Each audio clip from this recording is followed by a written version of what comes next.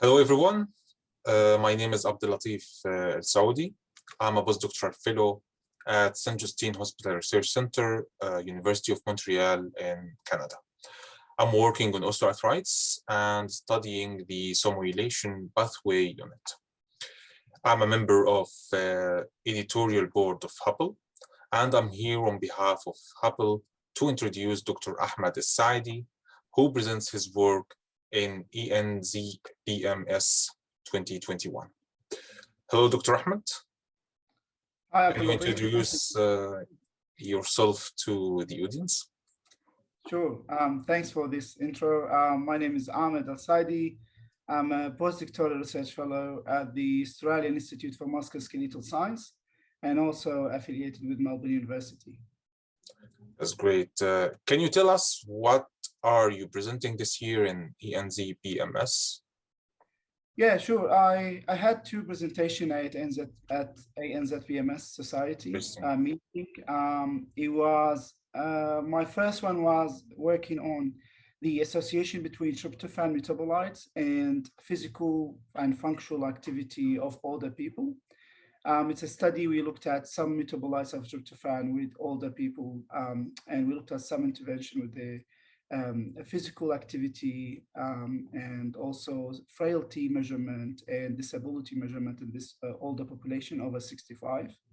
And my second work was elucidating the genetic effect of vitamin D on in vitro on mesenchymal stem cells from healthy donors. And we did look at the full genome sequencing of vitamin D effect on this mesenchymal stem cells in two pathways, in osteogenic pathway and how these genes expressed or downregulated or overexpressed in this culture, and also in adipogenic condition.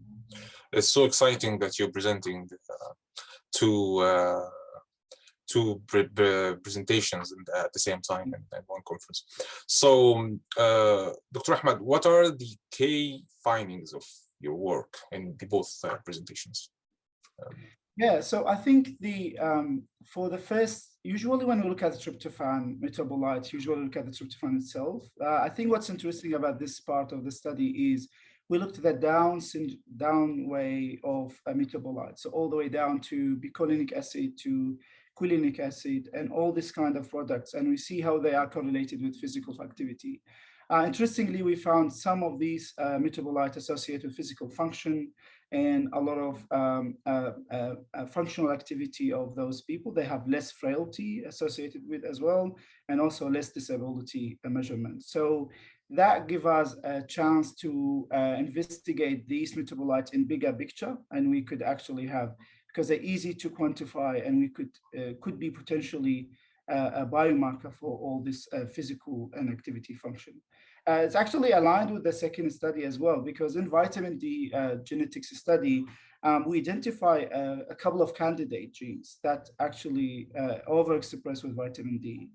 In this case, these genes could be targeted further down the way and investigating how what a specific pathway these genes works on could be used to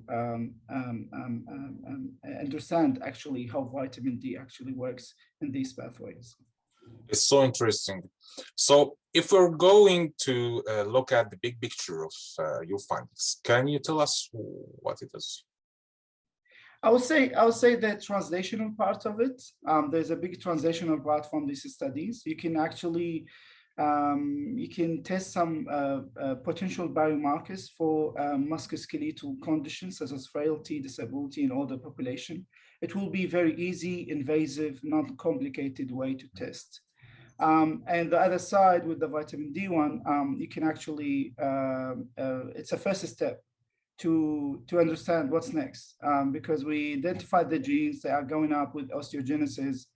And also the other part is we identified the genes that actually downregulated vitamin D. So the vitamin D show the beneficial effect here. These genes could be, as I said, investigated further down and to see how they could be investigated in vivo more. The translational part of it is quite promising. That's so interesting. So if we talk about the future, what is the next in your career? I guess the grants. We're all chasing the grants these days. I have a couple of small grants from some places, but I'm really hoping to get my own grant soon, the big one. I have a good, I'm trying to build up also my records towards achieving that as well. I submitted some, I've got good scores, I was close by, but still, it's still a long way, I guess. I can't say long way, it could be a short way. So we still have to targeting, thank you, targeting these grants and trying to, and once you get your grants, you have a lot of questions, you have a lot of research you need to answer. We have a lot of also things that we touch on, but sometimes we can't decide ourselves because we always in lab, as a postdoctoral research fellow, you always you follow like certain conditions and that. So once you target, I guess my targeting the grants will be my priorities now and in the next couple of times.